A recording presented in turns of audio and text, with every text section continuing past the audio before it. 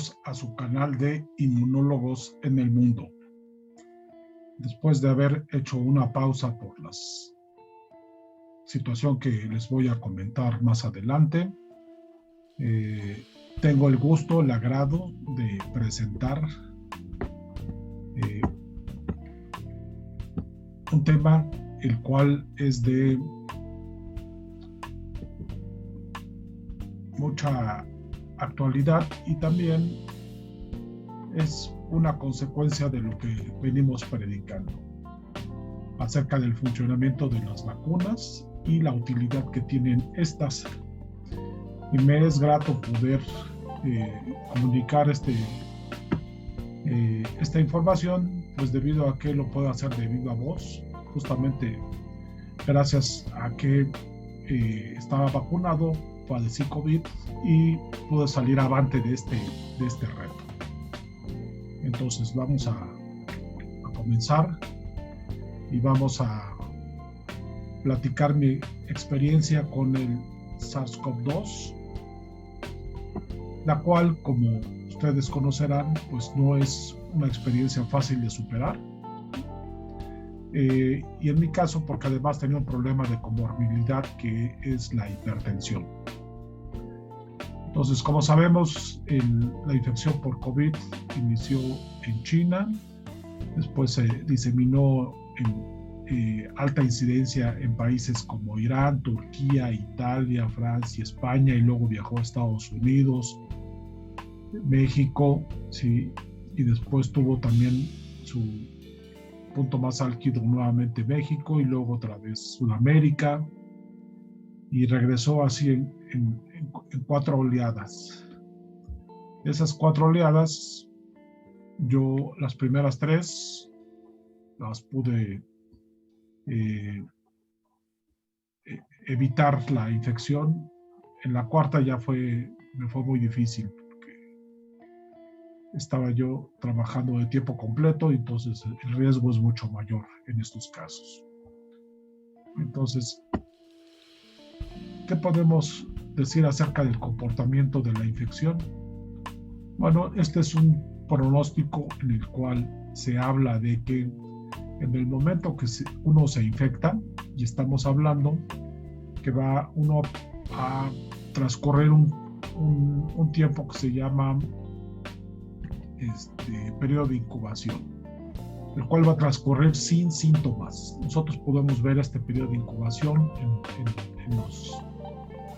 en los casilleros que aparecen en amarillo. Vemos también en una línea punteada roja los casos de COVID sintomáticos y con una línea punteada azul los casos asintomáticos. Vemos que obviamente los títulos de la carga viral en los sujetos sintomáticos son mucho más altos que los asintomáticos, lo cual significa que también los sujetos sintomáticos son mucho más contagiosos que los asintomáticos. Y luego también tenemos que el promedio es entre 5 y 6 días, pero puede prolongarse hasta 14 días. Pero lo normal es que sea entre 5 y 6, y a partir del momento que inician los síntomas, ¿sí? Van a pasar algunos días, ¿sí?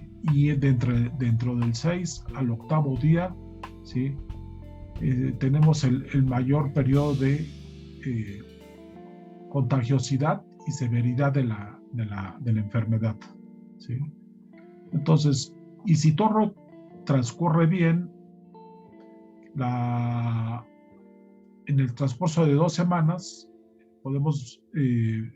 se puede predecir que la infección va a salir de una manera natural, ¿no? Entonces, nosotros vamos a contar la experiencia personal, ¿sí? Y por lo tanto, ese periodo de cuarentena debe de ser de aproximadamente 14 días, que es el tiempo en el cual la carga viral baja a un nivel menor, en el cual ya el paciente infectado ya no contagia tanto la enfermedad a los que están a su alrededor.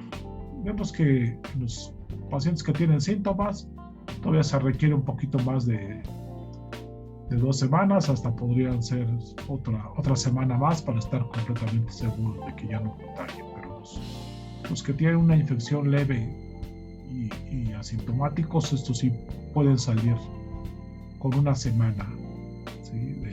del cuadro y ya no ser tan contagiosos.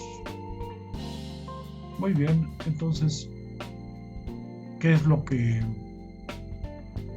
tiene que hacer uno en cuanto sabe que ha sido infectado?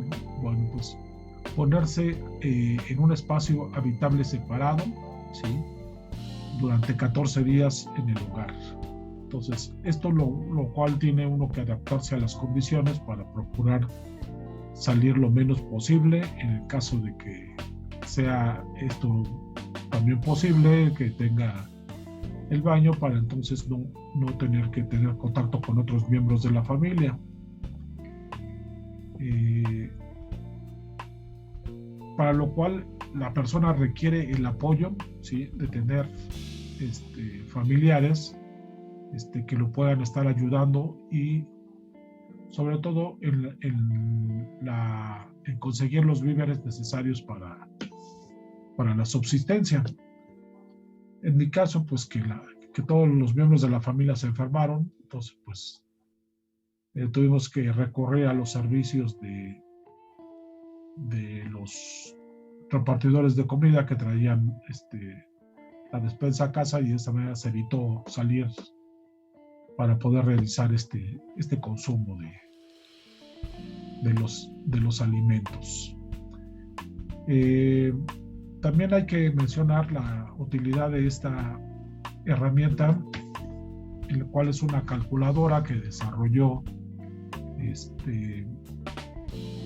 la Fundación de Carlos Slim para la Salud, en el cual mediante esta aplicación es factible hacer un cálculo, ¿sí? A partir de cuando cree uno que fue la fecha de contagio, ¿no? Por ejemplo, yo aquí puse el 26 de enero del 2022, esa es la fecha en la cual posiblemente fue el contagio, y esto lo atribuyo a que ese día noté que tenía los ojos muy rojos, ¿no? Una conjuntivitis fue patente en esa ocasión. Entonces, a pesar de que yo nunca me había quitado el cubrebocas en el trabajo, pero posiblemente a través de la mucosa ocular pudo haber tenido contacto con el virus, y entonces eso pudo haber provocado esa conjuntivitis este día, lo cual el haber colocado esa fecha pues nos dio las siguientes: la fecha probable de inicio de síntomas, ¿sí? Que fueron entre 5 y 6 días posteriores a la fecha de contacto, ¿sí? Y el periodo recomendado para hacer una prueba, que puede un margen más o menos que puede ser entre 4 y 5 días hasta 11, ¿sí? Para la prueba de PCR. Si la prueba es de anticuerpos, este periodo puede alargarse todavía más, ¿sí? Pero entonces el periodo al cual ellos recomiendan el aislamiento es a partir del día 26. Pero esto es difícil de lograr, puesto que uno tiene la sospecha, pero no la seguridad de que se ha enfermado. Entonces, pero ya cuando se hace uno la prueba, sí, entonces ya se calcula. Aquí dice que el periodo de máxima severidad de la enfermedad estaba entre el 9 de febrero y el 11 de febrero. En mi caso no fue así, fue antes, fue a partir del 1 de febrero cuando empecé con las sintomatologías, y el 1 al 5 es cuando tuve los síntomas más fuertes, ¿sí? Y el periodo de contagiosidad mayor, pues entre el 30 de enero y el 17 de febrero. Ese es el periodo, los 14 días en los cuales, un poco más de 14 días en los cuales se recomienda guardar cuarentena para evitar infectar a otros. Y una fecha probable de reincorporación de actividades el 18 de febrero. Entonces, esto es lo que nos arroja el programa de ClinSalud de la Fundación Carlos Slim. Entonces, con esa herramienta, pues yo también me di a la tarea de ubicar cómo se encontraban las infecciones en ese momento en la entidad federativa en donde vivo, que es el Estado de México. Nosotros podemos saber, consultar los datos de ese día, el día probable de la infección, que es el inicio de síntomas, que fue el 6 de febrero. Entonces, ese día se reportaron en el Estado de México 625 casos. ¿Sí? Entonces, acababa de pasar hace una semana el pico máximo de contagios. Entonces, y el 6 de febrero, que fue cuando me hice la prueba, entonces, en ese momento todavía estaba bastante alta la curva de contagios. Entonces,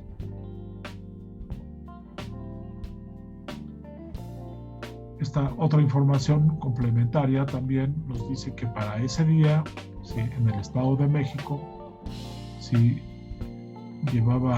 fueron solamente en el Estado de México 486 y un acumulado de 45,602. Vemos que para esa fecha en el Estado de México ya superaba en cantidad de muertes al Distrito Federal. Durante mucho tiempo el Distrito Federal encabezó, sí, el número de muertes, pero ya para esa fecha ya el Estado de México lo había superado. En tercer lugar estaba Nuevo León, cuarto Guanajuato y quinto Jalisco.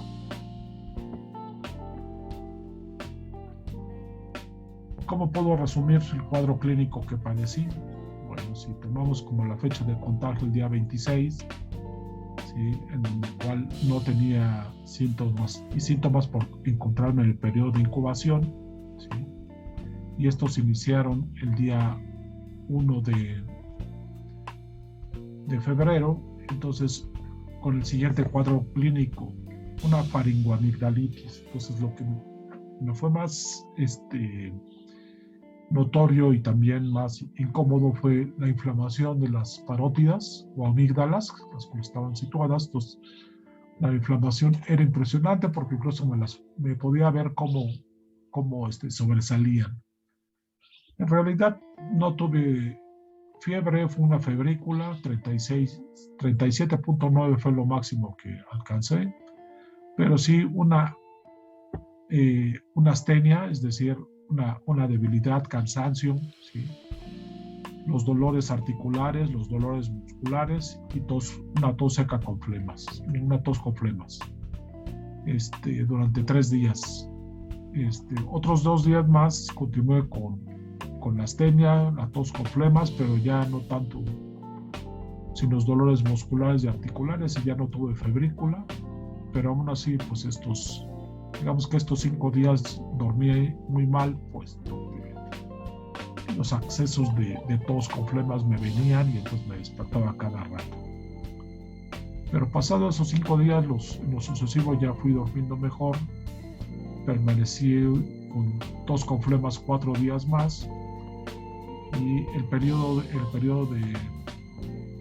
de cuarentena que guardé, ya nada más en la última semana tenía tos con flemas, pero ya eran de manera ocasional. ¿Cuál fue el tratamiento que me prescribí? Bueno, pues en el momento que empecé con los síntomas, yo pensé que se trataba de un resfriado normal, así que tomé un antigripal que está conformado por una combinación de paracetamol con antihistamínicos, lo cual pues me ayudó durante los primeros 3 días a sentirme un poco mejor, ¿sí? Y después ya cuando tuve la confirmación pues de que el cuadro sí era COVID, entonces paracetamol con acitromicina, y después la citromicina fueron nada más 3 días, y ya después puro paracetamol, ¿sí? Como para este momento ya no había fiebre, bueno, más bien febrícula, ya no fue necesario pues continuarlo más días. Los dolores musculares y articulares también ya habían desaparecido, ¿sí? Y para quitar las molestias de la tos con flemas, pues tabletas masticables con miel. Entonces, el periodo llamado prepatogénico y de incubación es cuando no se presentan síntomas, el cual fue del 26 de enero al 1 de febrero. El periodo prodrómico, en donde no se manifiestan los signos y síntomas, entonces inicia a partir del día 1, ¿sí? Luego vendría el periodo clínico, en el cual este periodo clínico, la aparición del periodo patogénico, que es cuando presenté los signos y síntomas característicos de la enfermedad, ¿sí? Pero a partir del día 11 podríamos llamar que sería el periodo de resolución, en el cual pues la enfermedad, una vez que fue controlada la infección, entonces ya tuvo pocas o nulas secuelas, solamente una tos recidivante que me duró una semana más, pero la cual pues ya no me causaba los inconvenientes de poder dormir.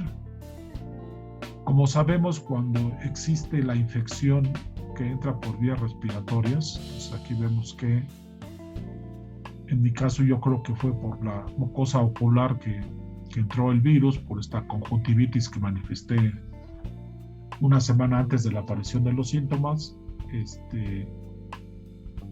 Llega a pulmón y el virus, mediante la proteína Spike, ¿sí?, se une al receptor para la angiotensina 2, y este es el que medía la internalización del virus, la liberación del RNA del mismo, el apoderamiento de la maquinaria biosintética de la célula, que hace que la célula ahora se vea obligada a producir las cápsides y el material nuclear, y cientos o miles de viriones nuevos salen a infectar otras células, ¿sí?, hasta que una célula presentadora de antígeno, como las células dendríticas, presentan los antígenos a los linfocitos T cooperadores. Estos capacitan a los T citotóxicos para que se generen células citotóxicas que van a matar a las células infectadas con el virus. Y por otra parte, las T cooperadoras también van a capacitar a los linfocitos B para que se conviertan en células plasmáticas productoras de anticuerpos. Y estos anticuerpos van a reconocer al virus en el momento en el cual hace estallar una célula, y entonces lo que va a infectar a otra, ese anticuerpo puede tener contacto con el agente. Entonces, la combinación de una respuesta celular y humoral es lo que va a limitar la infección, y finalmente va a terminar eliminándola al 100%. Entonces, la confirmación de la cual yo tuve la enfermedad fue el 5 de febrero. Entonces, esto lo hice 5 días después del inicio de síntomas, debido a que la prueba que me realicé fue la detección de antígeno, la cual es una prueba en la cual en un soporte hay un anticuerpo pegado, y ese anticuerpo va a reconocer partículas virales. Entonces, esta prueba, detección de antígeno, entonces la sensibilidad para que es suficiente para poder dar una prueba positiva, se calcula que está entre el 4.º y el 5.º día, a diferencia de la prueba de PCR, que esta se puede realizar 2 días después del inicio de los síntomas. Pero bueno, ya después de haberme hecho la prueba, pues esto era lo que confiaba, ¿sí? El esquema de inmunización con el biológico AstraZeneca, al cual yo me sometí, hizo que desde hace más de un año yo ya había recibido la primera inmunización. El 28 de mayo ya había recibido la segunda y el tercer refuerzo lo había recibido hace como poco más de un mes de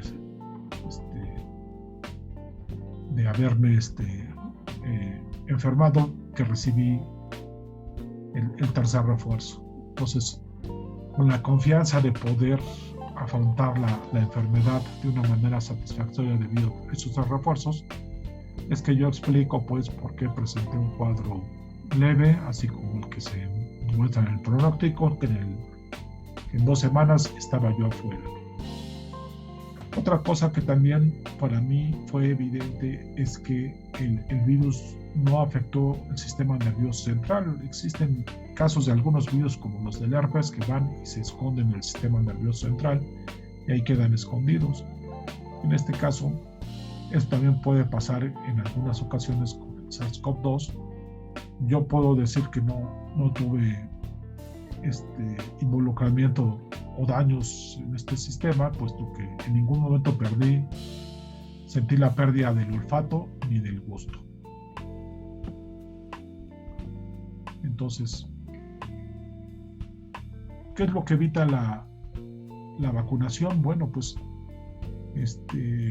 evita que las personas que como yo, que tienen un factor de riesgo que es la hipertensión, entonces podamos desarrollar una respuesta inflamatoria severa, ¿sí?, con una disfunción del sistema vascular, las células endoteliales que lo conforman, que debido a una sobreinfección con el virus pueden hacer diferentes cosas, ¿no?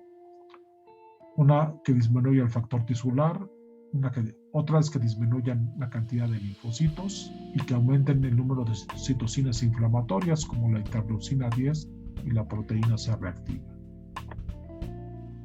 También evitó estas anormalidades hemostáticas como microtombos pulmonares. ¿Esto cómo lo supe? Bueno, yo iba haciendo mediciones de mi capacidad para poder oxigenar, ¿sí? Entonces, mediante el oxímetro, yo vi que nunca bajó de 90, lo cual fue bastante bueno, y nunca tuve problemas respiratorios, puesto que no desarrollé ni los microtombos pulmonares, ni la coagulación intravascular, ni daño al miocardio, ni aumentaban los marcadores cardíacos, ¿sí? Tampoco supongo que, aunque no los medí, que hubo aumento en el dímero D ni baja de plaquetas. Entonces, ¿para qué sirve vacunarse? Bueno, para desarrollar estos síntomas graves del COVID, ¿sí?, como el tromboembolismo venoso, el infarto al miocardio o la coagulación intravascular diseminada, ¿no? Entonces, yo no presenté nada de esto, ¿sí? Mi cuadro fue algo muy parecido a un cuadro catarral, y la conclusión es para mí bastante obvia, que si bien las vacunas no evitan la infección, esto es inevitable, que no tenga contacto con los agentes que son emitidos por una persona enferma. Eso no se puede evitar, pero sí se puede, ¿sí?, limitar la gravedad de la infección. Entonces, el cuadro clínico se redujo una semana a condiciones más o menos delicadas y otra semana ya en franca recuperación, ¿no?, aunque con algunas molestias de tos. Entonces, uno también debe de tomar en cuenta que cuando estamos en el periodo de incubación no es posible detectar el virus, es muy poco probable, ¿sí? Durante la primera semana de infección, la prueba de PCR es la que mejor puede reflejar el estado de la infección, pero la prueba de detección de antígeno, ¿sí?, a partir de los 5 días después de la aparición de síntomas ya puede detectarlos, ¿no? Entonces, y luego ya las pruebas de detección de anticuerpos a partir o a fines de la segunda semana ya pueden ser útiles, ¿sí?, para saber si alguien ha estado o estuvo en contacto. Y luego a partir de la semana 3 ya la prueba PCR ya se negativiza y solamente las pruebas de anticuerpos son las que nos podrán decir si tuvimos contacto o no con el agente infeccioso. Entonces, esto sería todo. Entonces, yo considero que debido pues a la vacunación, las posibilidades pues de desarrollar una enfermedad grave se redujeron importantemente, y a pesar de que yo fui fumador durante más de 30 años, esto no mermó mi capacidad de respuesta, y que gracias a que también dejé el cigarro hace 2 años, entonces también eso ayudó a una más y pronta recuperación. Así que yo les recomiendo a los fumadores que en la medida de lo posible pues utilicen, ¿sí? Se necesita mucha fuerza de voluntad para poder dejar esta adicción. Entonces a mí me sirvió. Dicen que dentro de lo malo siempre también hay cosas buenas, y para mí fue bueno que yo pudiera dejar la adicción del cigarro, la cual ya no pienso retomar. Con su atención, muchas gracias y nos vemos en el próximo video. Hasta luego y que tengan una magnífica jornada.